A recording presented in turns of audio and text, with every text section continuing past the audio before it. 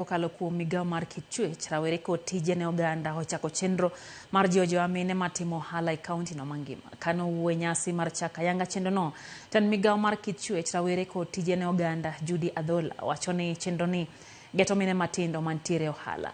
Adhola wacho ni kwan mine mag geto romo 300 ma ibiro chakgo kendo ibiro tiegi mar mondo giyud nyaka sir mar piny owacho kae chenro no.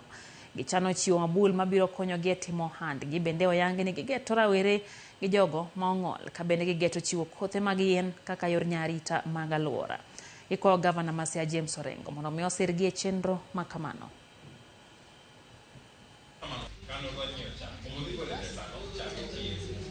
To chuny dala en mana miyo emomiyo wachako gi mine. Pesa mar ohala to nitie. En mana ni jowa ok ong'eyo kaka ginya yudo pesani gi kaka ginya tiyo gi pesani. Emomiyo waketo puonjni mondo ochopne mine matimo ohala.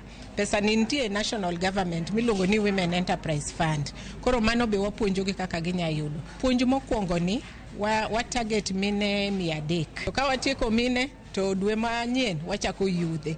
To dwe mar adek no kendo watimo joma nigi ng'ol. Pesa biashara ma watimo tin, pesa mwaloko godo ohala tin.